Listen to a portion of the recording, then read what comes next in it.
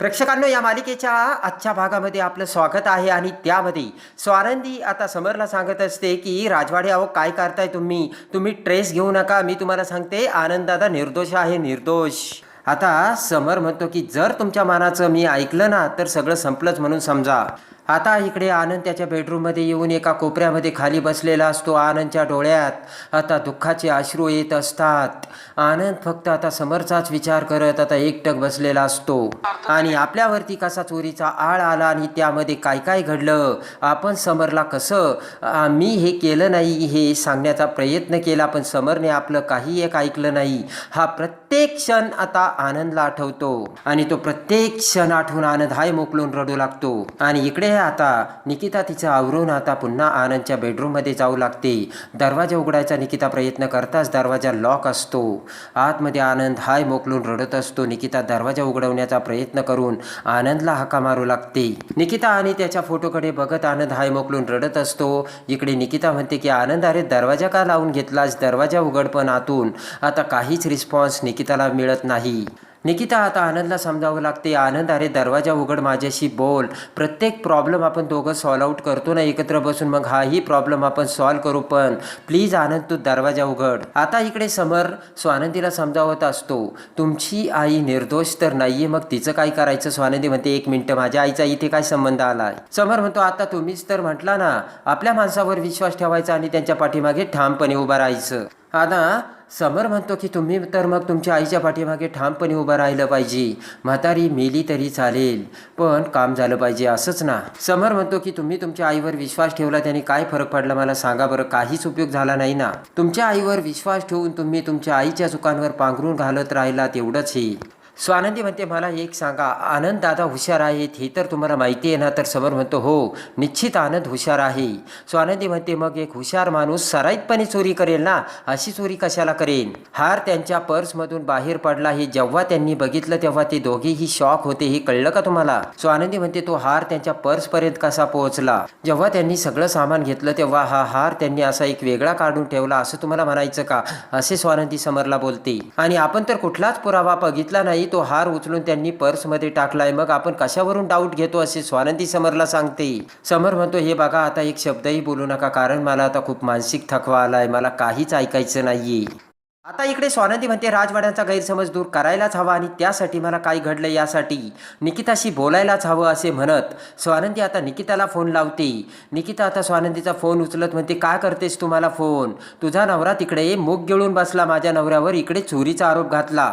स्वानंदी म्हणते आपल्याला याबद्दल बोलायला हवं. तर निकिता म्हणते आता मला काहीच बोलायचं नाहीये. निकिता म्हणते तुमच्या सगळ्यांपेक्षा मला माझा नवरा प्रिय आहे. निकिता म्हणते की तुमच्यामुळे माझ्या नवऱ्याने एवढा धसका घेतला, तुम्हाला माहितीये का. गेल्या 2 तासापासून मी दरवाजा वाजवते, उघडायचा प्रयत्न करते, पण माझा नवरा दरवाजा उघडत नाहीये. स्वतःला त्याने कोंडून घेतलं, एवढं मनाला लावून घेतलंय असे आता निकिता स्वानंदीला बोलते. स्वानंदीला धक्का बसतो. स्वानंदी म्हणते दरवाजा उघडत नाही म्हणजे काय. निकिता म्हणते हे बघ इथे माझी काय अवस्था आहे तुम्हाला माहिती नाही, तेव्हा आता मला कशाशीच कोणाशीच बोलायचं नाहीये. आणि तातडीने आता स्वानंदीने फोन ठेवता क्षणी स्वानंदी बाहेर जाऊ लागते. बाहेर आता समर विचार करत असतो.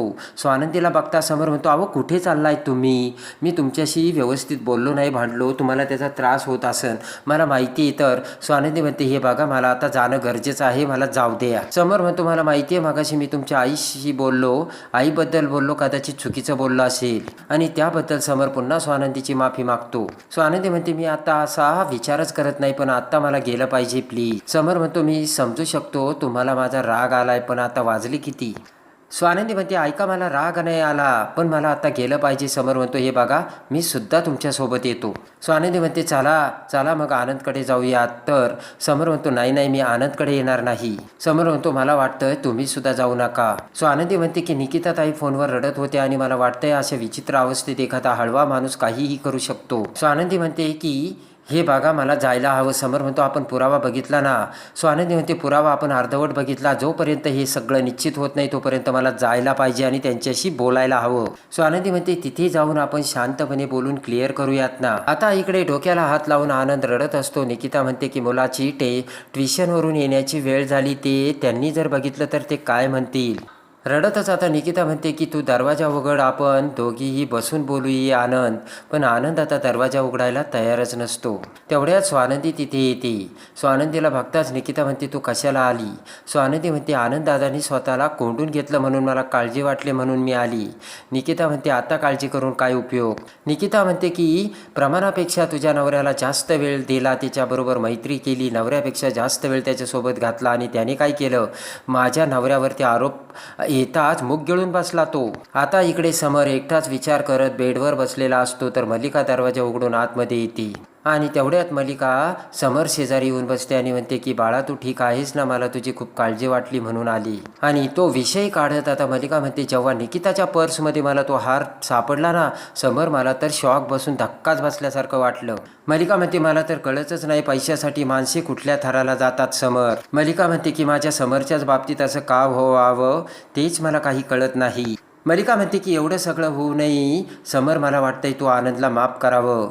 समर आता मल्लिकाकडे बघतो आणि म्हणतो माफ करू आणि त्याला. समर म्हणतो माझ्या मैत्रीची त्याने चेष्टा करून मैत्री या शब्दाला त्याने कलंक लावला आणि काकू तू मला सांगते त्याला माफ करू, जमणार नाही. आणि आनंद माझ्याशी एवढ्या घाणेरडेपणे वागेल असं मला वाटलं नव्हतं. इतक्या वर्षाची मैत्री विसरला तो. समर म्हणतो कधीच नाही, आनंदला मी कधीच माफ करणार नाही आणि ही व्यक्ती यापुढे कधीच माझ्या आयुष्यात असणार नाही. आता ते ऐकून मल्लिका खुश होते, मनातून मल्लिका जाम खुश होते. आणि इकडे आता स्वानंदी निकिता दोघेही दरवाजा उघडण्यासाठी आनंदला हाका मारत असतात. तर आनंद आता निर्णय घेऊन आता शेजारीच असलेला एक कपड्याचा मोठा दोर घेतो आणि तो कमराला बांधून वर फॅनकडे बघतो. आनंद आता आत्महत्या करायला निघालेला असतो. तेवढ्यात काचेतून आता आनंदचं दुसरं मन आनंद समोर उभा राहत म्हणतं अरे रे रे काय रे आनंद, आत्महत्या करतोयस का. आनंदचं मन म्हणतं की तुझ्या फॅमिलीचं काय रे मग, आणि कोणासाठी तू जीव द्यायला निघालाय, त्या समरसाठी, आणि ज्याच्यासमोर तू विश्वासघातकी ठरला असतो. तर लगेच आता आनंद म्हणतो की त्याच्यापेक्षा मी मेलेलं बरं. आनंद म्हणतो मैत्रीत कसा आला स्वाभिमान, आणि कसला रे स्वाभिमान, तू समरला मित्र मानतोस ना. आनंद म्हणतो हो हो मित्र, फॅमिली, मी सगळं काही समरला मानतो. आता इकडे आजी ही समरकडे येते. आजीच्या खुशीवर डोकं ठेवून आता समर घडलेली सगळी हकीकत आजीला सांगतो. समर म्हणतो की आजी मी तुला सांगतो मैत्रीत, नात्यात, प्रेमात सगळं काही स्वार्थ असतो हे आज मला कळालं. आजी म्हणते तू किती जग बघितलं. तर समर म्हणतो खूप बघितलं आजी, आणि जेवढं बघितलं तेवढं माझ्यासाठी बस आहे. समर म्हणतो की माझ्या उगाच आता आयुष्यात कोणीच येऊ नका आणि कोणीच माझ्या जवळही येण्याचा प्रयत्न करू नका. आणि आजी म्हणते स्वानंदी कुठे गेली. समर म्हणतो गेली त्या आनंदला भेटायला. तर आजी म्हणते अरे वा. समर म्हणतो त्यांना आता आनंदकडे जाण्याची काय गरज होती, त्यांच्यासमोर फालतू रडणार, त्यांना घोळात घेणार, दुसरं काय करणार तो आनंद. आजी म्हणते हे बघ पिंट्या, जगात दोन प्रकारची माणसे असते, समोरचा जसा वागणार त्याच्यासोबत तसाच तो वागणार. एखाद्याने पाठ फिरवली तर तो सुद्धा पाठ फिरवणार. एखादा माणूस असतो समोरचा आपल्याशी कसा जरी वागला तरी त्याच्या बरोबर आपण आपल्या पद्धतीनेच वागणार. समर म्हणतो की बरोबर आहे आजी, मी स्वानंदी मॅडमला सांगत होतं नका जाऊ त्यांच्याकडे, तरीसुद्धा माझं त्यांनी ऐकलं का. म्हणजे आजी म्हणते की तुझं त्यांनी ऐकलं नाही तिने म्हणून तुला त्यांचा राग आला का. समर म्हणतो काही नाही, सगळे एकाच माळेचे मणी. आता इकडे बेडरूममध्ये अंशुमन, अर्पिता, मल्लिका बसलेल्या असतात. आणि आता मल्लिका विचार करत असताना अर्पिता म्हणते काय झालं मामा, काय विचार करते. तर मल्लिका म्हणते की त्या राणीहाराचा विचार करते. आणि तो राणीहाराचा विचार करते असं म्हणता क्षणी अर्पिता म्हणते की मम्मा तो मोठ्या सुनेला मिळायला हवा ना, तो स्वानंदीला मिळाला. तर अर्पिता म्हणते मग मोठी सून स्वानंदीच आहे ना. मल्लिका म्हणते बरोबर आहे, समरच्या आईला तो हार मिळाला होता, पण ज्या वेळेस समरची आई मिली त्यावेळेस त्या म्हातारीने मला द्यायला हवा होता ना. मल्लिका म्हणते तिने मला कधीच तो हार दिला नाही, स्वतःकडे ठेवून घेतला तिने. आणि आता तर काय म्हणे सुवर्णप्रधान 16 करून स्वानंदीला तो हार दिला. आणि मल्लिका म्हणते काही जरी झालं तरी हार, ते दागिने, हे सगळं साम्राज्य माझंच आहे. अंशुमन म्हणतो मम्मा मग कसली वाट बघायची. इकडे आता स्वानंदी निकिता आनंदला दरवाजा उघडवण्यासाठी बोलत असतात. आणि आता इकडे आनंद दरवाजा उघडत नसतो. आणि अखेर आनंद आत्महत्या करण्याचा प्रयत्न करून आनंद आता फॅनकडे बघतो. तर इकडे स्वानंदी निकिता आता दरवाजाला धक्का देऊन दरवाजा उघडण्याचा प्रयत्न करू लागतात. आणि इकडे आता मल्लिका अंशुमनला म्हणते की ती स्वानंदीनं तिला दागिने मिळाली तर जास्तच पंख फडफडायला लागली. अंशुमन म्हणतो त्या स्वानंदीचे ना असे पंख छाटून टाके ना, आकाशातून भरकन पाडून टाकीन तिला आणि कायमचं संपवेन. तेवढ्यात आता स्वानंदी ही आनंदच्या घरून आता घरी येते. समोर मल्लिका अंशुमन उभे असतात.